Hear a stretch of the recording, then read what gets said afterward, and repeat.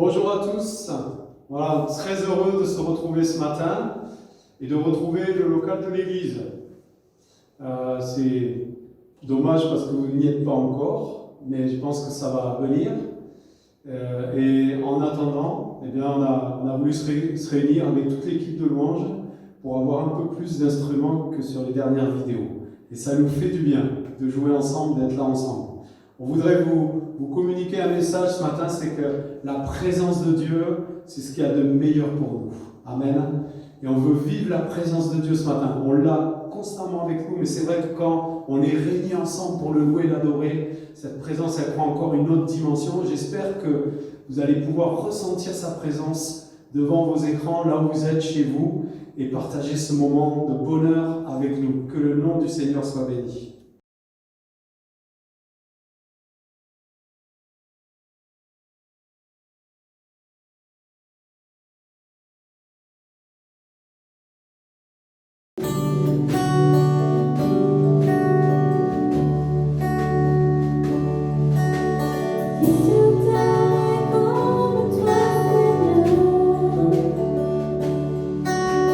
Amour, beauté, infinie valeur.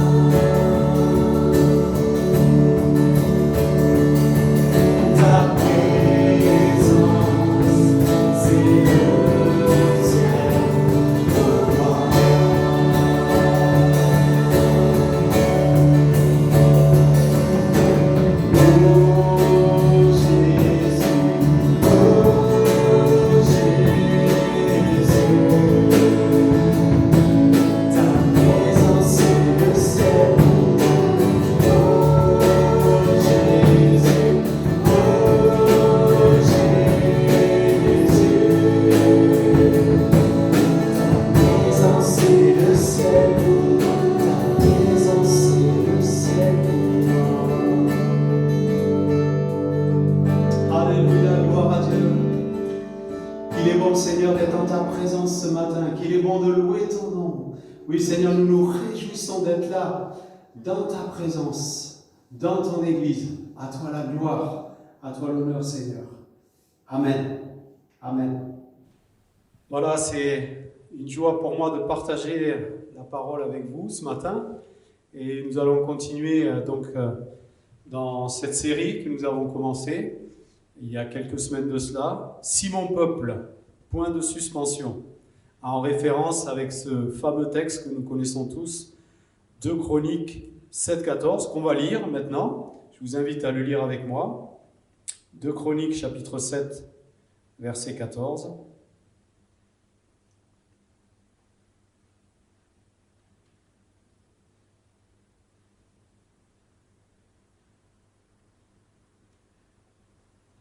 Si mon peuple, celui qui porte mon nom, s'humilie, prie et me cherche, et s'il renonce à ses mauvaises voies, je l'écouterai du haut du ciel, je lui pardonnerai son péché, et je guérirai son pays.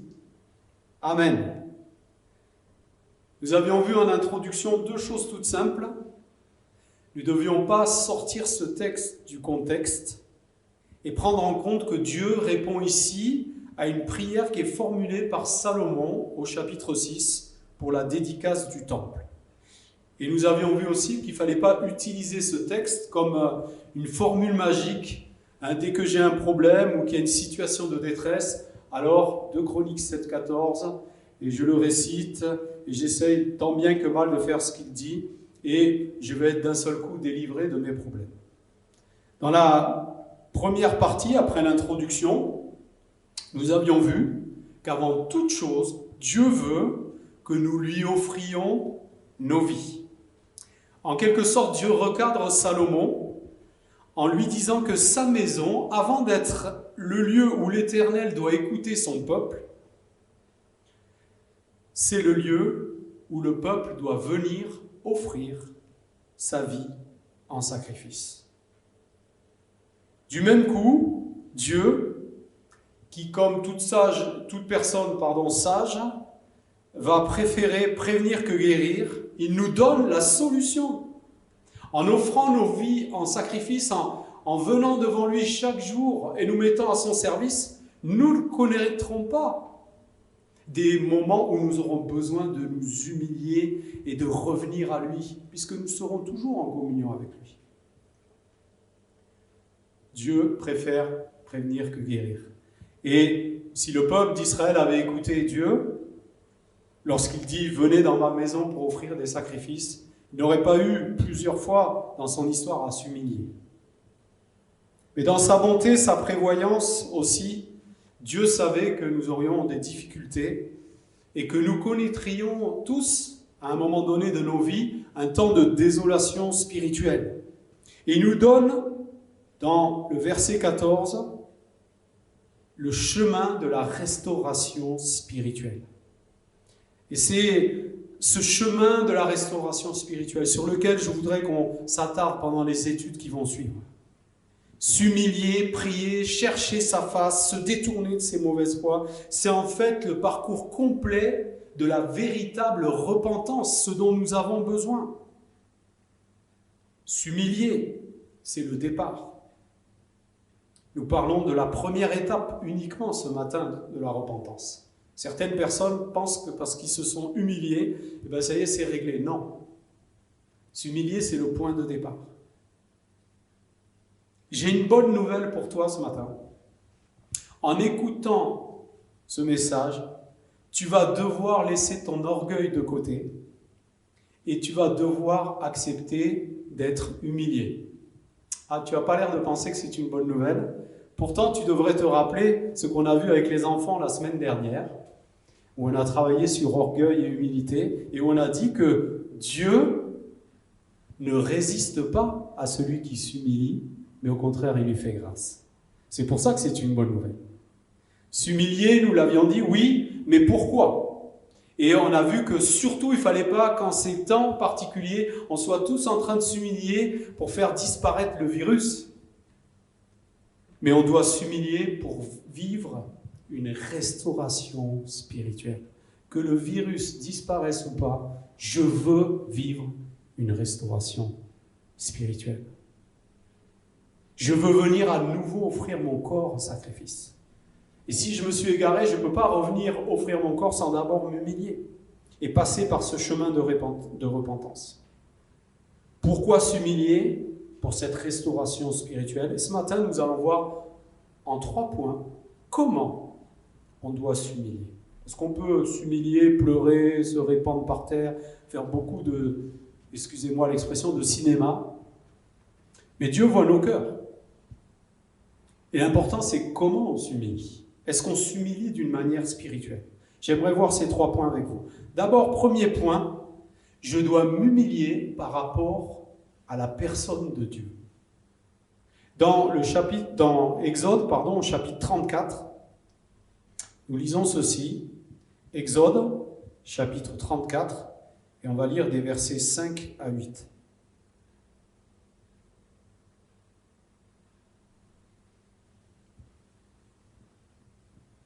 L'Éternel descendit dans une nuée, se tint là près de Moïse et proclama le nom de l'Éternel. L'Éternel passa devant lui et s'écria: L'Éternel est un Dieu de grâce et de compassion, lent à la colère, riche en bonté et en vérité, et il garde son amour jusqu'à 1000 générations. Il pardonne la faute, la révolte et le péché, mais il ne traite pas le coupable en innocent. Et il punit la faute des pères sur les enfants et les petits-enfants jusqu'à la 3e et à la 4e génération. Aussitôt, Moïse s'inclina jusqu'à terre et adora. Amen. Moïse, cet homme dont il nous dit qu'il est l'homme qui parle avec l'Éternel, il était en train de parler avec lui d'ailleurs, et quand Dieu apparaît dans la nuée dans toute sa grandeur, Moïse ne peut faire autrement que de se prosterner, s'abaisser et s'humilier. Dans ce premier point, j'aimerais voir 2 choses. La première, la véritable humilité prend sa source dans la conscience que l'on a de qui est Dieu. C'est le point de départ de l'humilité. C'est la marque des grands hommes de Dieu. Psaume 8, verset 5, David dit « Qu'est-ce que l'homme pour que tu te souviennes de lui ?» Ésaïe, chapitre 55, verset 9, dit « Autant les cieux sont élevés au-dessus de la terre, autant mes voix sont élevées au-dessus de vos voix et mes pensées au-dessus de vos pensées. » Jean-Baptiste, Marc chapitre 1, verset 7, dit ceci. « Il vient après moi, celui qui est plus puissant que moi, et je ne suis pas digne de délier en me baissant la courroie de ses souliers. » L'apôtre Pierre, devant Corneille qui s'agenouille devant lui, va lui dire « Lève-toi, je ne suis qu'un homme comme toi. » On ne s'agenouille que devant Dieu, devant sa grandeur. Mon frère, ma sœur, j'aimerais que tu prennes conscience de qui est Dieu, parce que si tu prends conscience de qui est Dieu, tu ne pourras plus jamais te glorifier et être orgueilleux. Tu ne pourras être que dans l'humilité. Puis le deuxième point, la véritable humilité prend sa source dans la conscience de la grâce. Conscience de la grâce et humilité vont de pair. Dans Éphésiens chapitre 2, verset 8, il est dit ceci, « Car c'est par la grâce que vous êtes sauvés, par le moyen de la foi. Cela ne vient pas de vous, c'est le don de Dieu. Ce n'est point par les œuvres, afin que personne ne se glorifie. » Chaque fois que tu te glorifies, à chaque fois que tu n'es pas dans une position d'humilité, tu as oublié la grâce. Paul dira aux Corinthiens, « Qu'as-tu que tu n'aies reçu ?» Dans le sens qu'ils arrêtent de se glorifier. Première épître aux Corinthiens, chapitre 4, verset 7. Il se l'applique aussi à lui-même. Il dit ceci, « C'est par la grâce de Dieu que je suis ce que je suis. » Toujours la première aux Corinthiens, chapitre 15, verset 10. Jacques, un autre apôtre, dira « Toute grâce excellente et tout don parfait descendent d'en haut du Père des Lumières, chez lequel il n'y a ni changement, ni ombre de variation. Épître de Jacques, chapitre 1, verset 17. À la lumière de ces textes, nous comprenons mieux pourquoi Jacques d'ailleurs et Pierre disent que Dieu résiste aux orgueilleux et il fait grâce aux humbles. Parce que c'est dans l'humilité qu'on est réellement bénéficiaire de la grâce. Dans l'orgueil, on oublie la grâce, on la perd, Dieu n'a même pas besoin de nous l'enlever. Alors mon frère, ma sœur, je voudrais te dire que s'il t'est encore difficile de t'humilier, de te soumettre, pas seulement devant Dieu d'ailleurs, mais dans la vie en général, c'est que tu n'as pas conscience de qui est Dieu. Tu n'as pas encore suffisamment conscience de qui il est. Et c'est aussi que tu n'as pas conscience que tout ce que tu fais, tout ce que tu as, t'a été donné par pure grâce. Cela t'a été accordé au travers de Jésus-Christ. C'est Jésus-Christ qui est tout. Et toi, tu n'es rien. Amen. Je veux m'humilier d'abord par rapport à la conscience de la personne de Dieu et de l'œuvre de Jésus-Christ à la croix. Deuxième point, m'humilier par rapport à ma propre personne. As-tu réellement conscience de ton état de péché? Nous sommes le peuple qui porte son nom. C'est ce qu'il dit. Si mon peuple, sur qui est invoqué mon nom, ou si mon peuple qui porte mon nom, s'humilie. Nous lui appartenons. Il a mis son nom sur nos vies. Par l'œuvre rédemptrice, le rachat qui a été opéré au travers de la croix. Il t'a racheté, tu étais esclave, il t'a racheté pour que tu lui appartiennes. Son nom est sur ta vie. Mais quelle image donnes-tu de ton Dieu? Si quelqu'un peut répondre, moi je donne une image parfaite de Dieu, alors il n'a plus besoin d'écouter cette prédication. Dans Romains chapitre 3, on va faire un rappel, versets 10 à 12, connaissons ce texte, mais il est très important, très important. Romains chapitre 3, versets 10 à 12,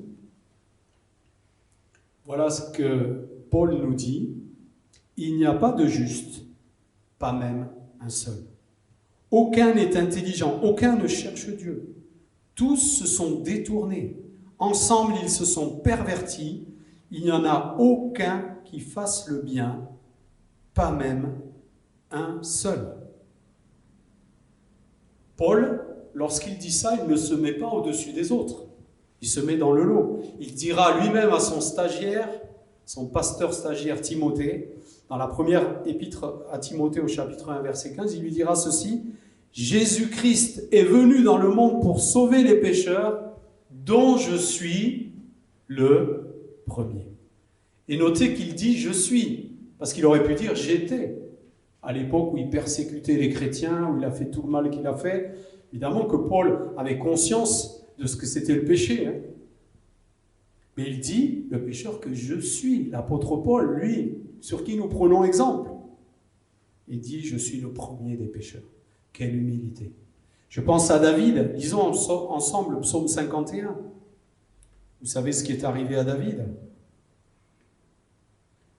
David qui a commis de graves péchés, nous y reviendrons tout à l'heure, qui a dû s'humilier devant Dieu. J'aimerais lire avec vous les 7 premiers versets de ce chapitre. Au chef de chœur, psaume de David, lorsque le prophète Nathan vint chez lui après son adultère avec Bathsheba. Ô Dieu, fais-moi grâce conformément à ta bonté, conformément à ta grande compassion, efface mes transgressions. Lave-moi complètement de ma faute et purifie-moi de mon péché, car je reconnais mes transgressions et mon péché est constamment devant moi. J'ai péché contre toi seul. J'ai fait ce qui est mal à tes yeux. C'est pourquoi tu es juste dans tes paroles, sans reproche dans ton jugement. Et il dit ceci, oui, depuis ma naissance, je suis coupable. Quand ma mère m'a conçu, j'étais déjà marqué par le péché. Pierre, dans l'évangile de Luc, au chapitre 5, après la pêche miraculeuse, tombe à genoux et demande à Jésus de se retirer à cause du péché qui est en lui. Pierre ne peut faire autrement quand il réalise son péché, qu'il est devant Jésus. Il ne peut faire autrement que de tomber à terre.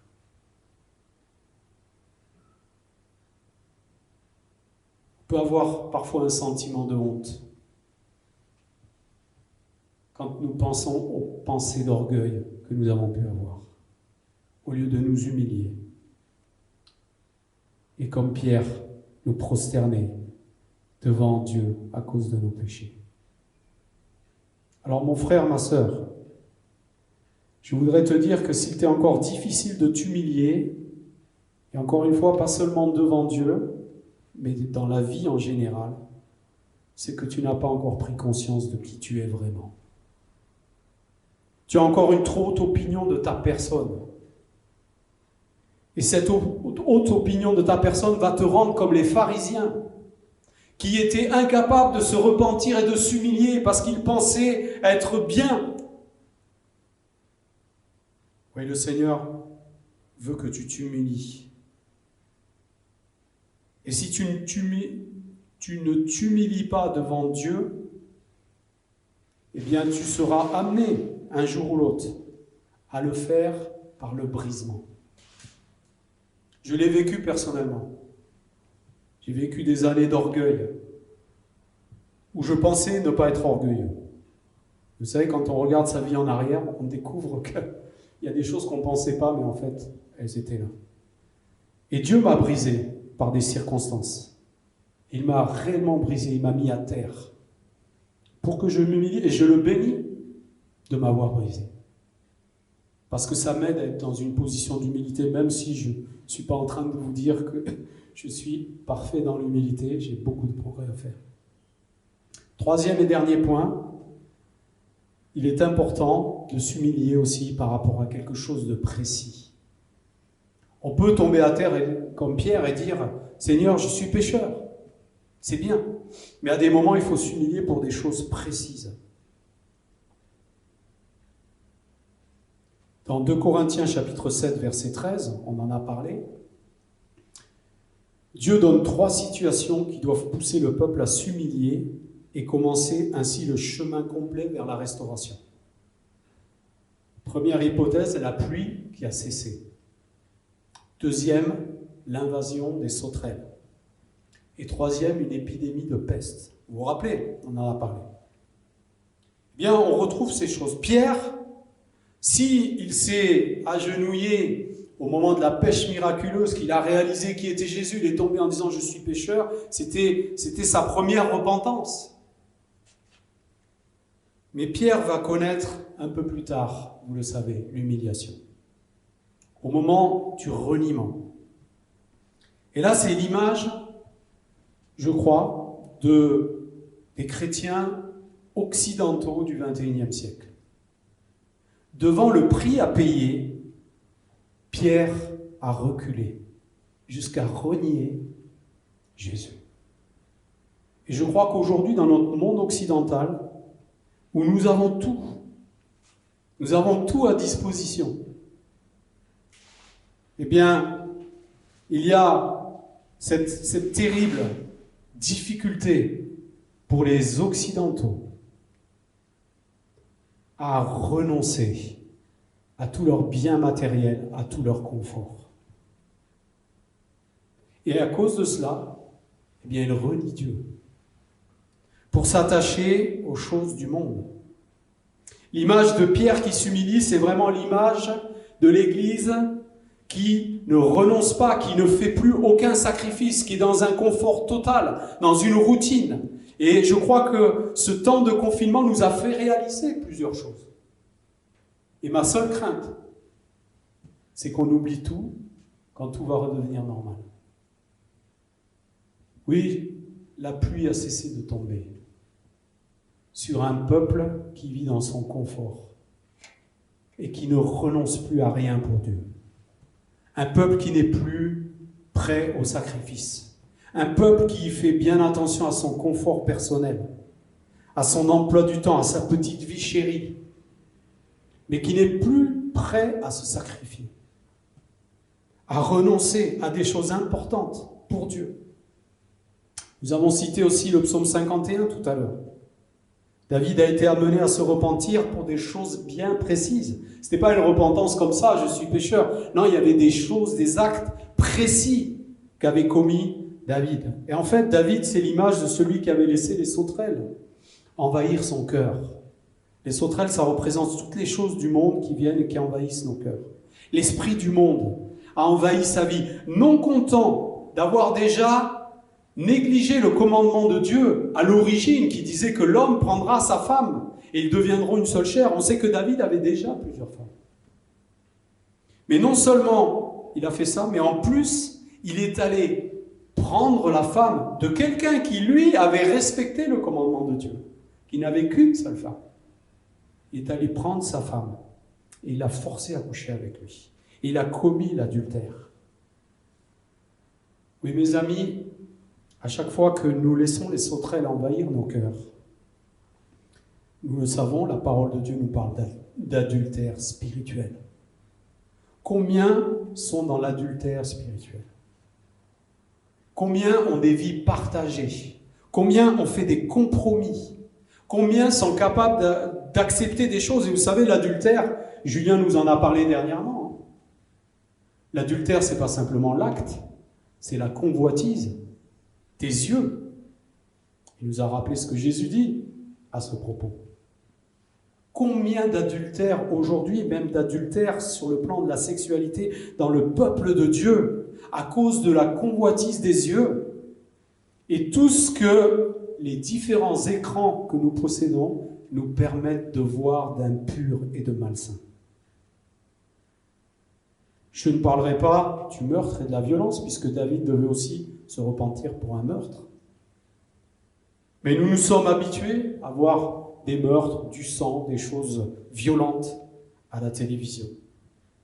De voir des choses que des chrétiens ne devraient pas voir. Et ça, c'est trop souvent le quotidien de nos vies, et qui fait que nos cerveaux, au lieu d'être nourris par l'Esprit de Dieu, par sa parole, ils sont nourris par des choses impures. Et David, qui était pourtant un homme selon le cœur de Dieu, n'a pas échappé à la règle. Pourquoi? Parce qu'il a eu un moment de relâchement. Et veillons à ne pas nous relâcher, mes frères et sœurs. Saul de Tarse sera le dernier exemple de cette troisième partie.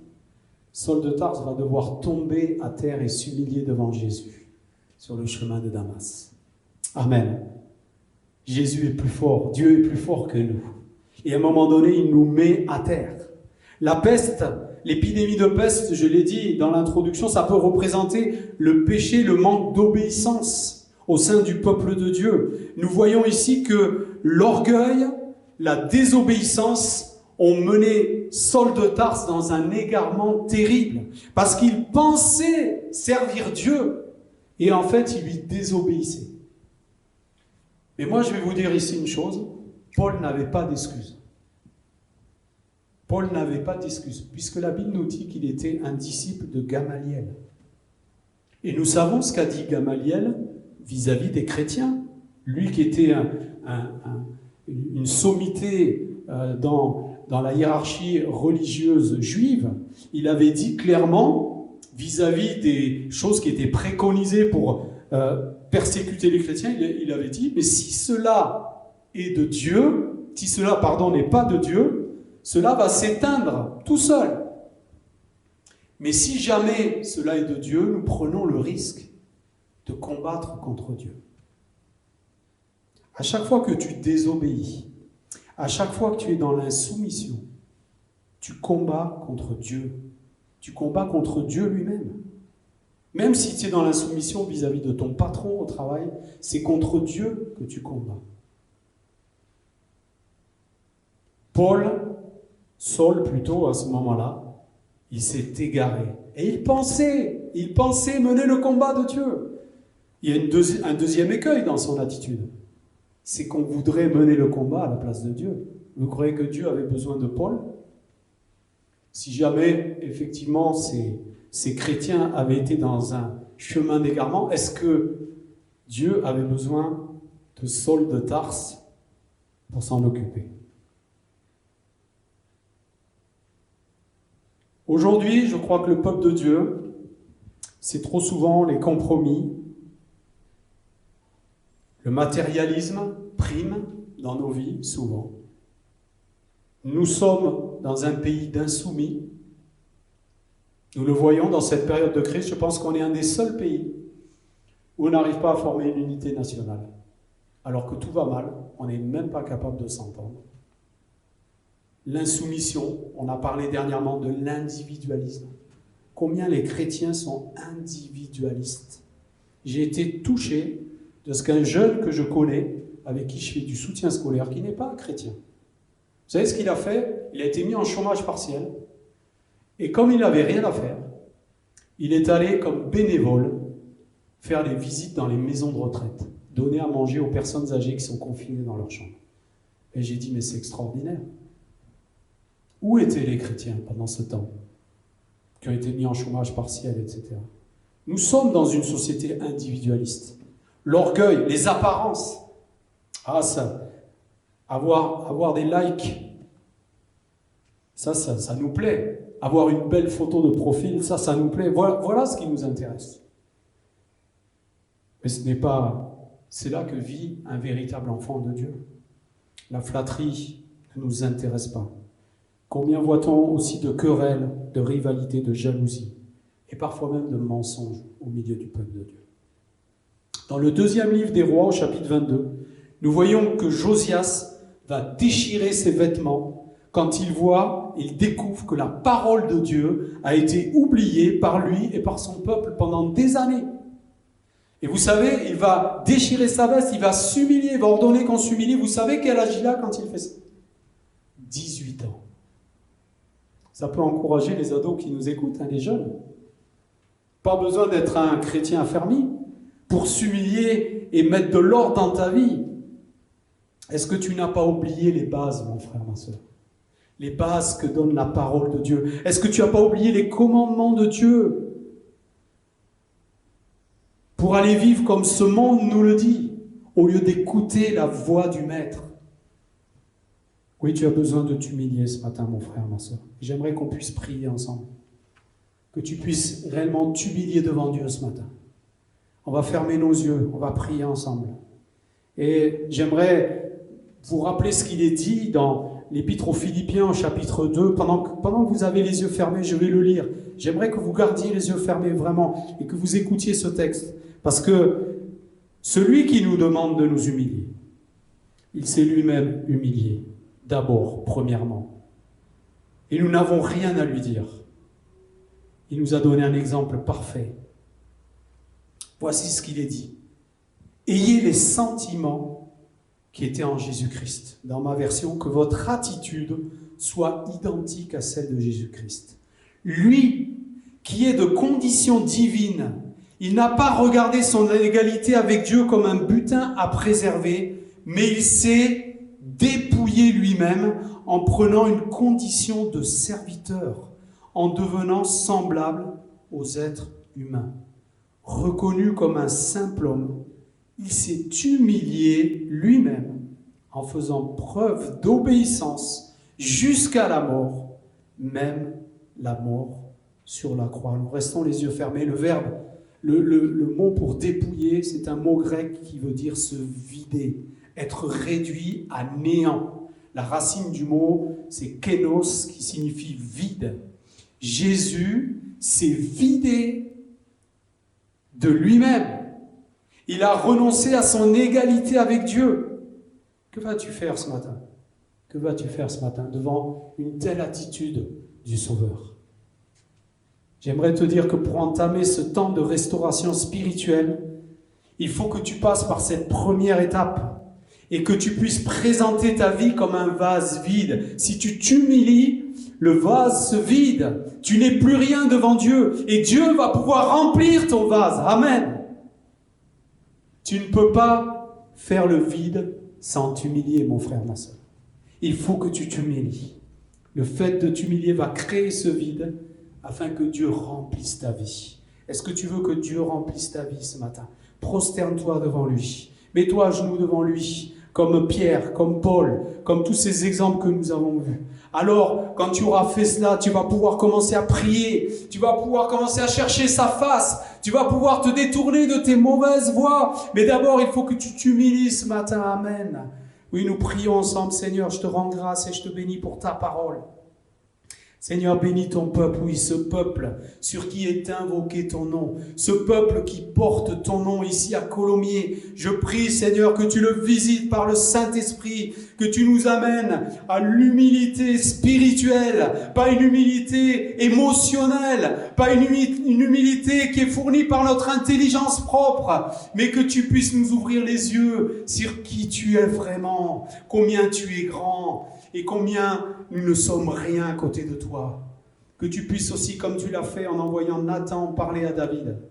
Ce matin, viens, ou dans les jours qui viennent, viens et montre-nous, mets le doigt. David n'était même pas conscient, pourtant son péché était énorme. Il a fallu que Nathan mette le doigt sur son péché. Seigneur, je veux te dire, viens et mets le doigt sur ce qui ne va pas dans ma vie, afin que je m'humilie, comme David l'a fait ensuite. Nous te bénissons, nous te rendons grâce, Seigneur, pour ces instants passés en ta présence. Nous te disons merci, parce que tu parles à ton peuple, comme tu as voulu parler lors de la dédicace du temple. Pendant ce temps de confinement, tu as décidé de nous parler, et nous voulons être à ton écoute, nous ici à Colomiers. Seigneur, nous voulons écouter ta voix. Merci, Père, qu'à toi revienne toute la gloire. Amen. Amen. Alléluia. Gloire à toi, Jésus. Je vous invite à rester quelques instants encore et dire merci au Seigneur de vous avoir parlé et lui demander de vous aider maintenant à ne pas partir, quitter ces moments en étant oublieux. Mais il y a cette première étape qui est nécessaire à ta restauration spirituelle. Cette restauration spirituelle à laquelle nous aspirons pour voir des baptêmes du Saint-Esprit, pour voir des renouveaux dans le Saint-Esprit, pour voir des malades guéris, des hommes, des femmes se tourner vers Dieu, passer des ténèbres à la lumière. Oui, entame ce chemin et ne sois pas un auditeur oublieux. Que ton nom soit glorifié et béni, Seigneur. Amen. Amen. Amen. Donnons gloire à Dieu pour ces moments et pour sa parole.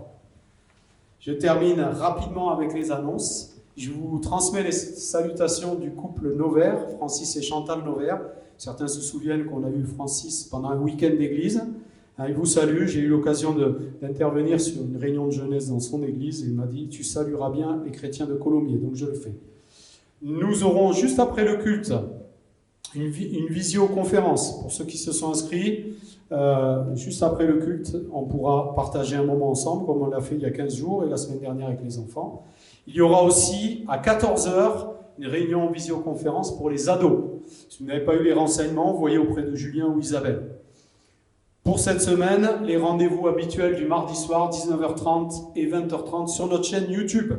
Soyez présents, ne manquez pas ces rendez-vous. Et dimanche prochain, le 24 mai, nous nous retrouverons à 10h30 aussi sur notre chaîne YouTube pour partager ces moments, ces temps de louange et la parole du Seigneur. Il y aura ensuite à 14h l'après-midi une visioconférence pour la jeunesse. Vous pouvez continuer à verser les offrandes.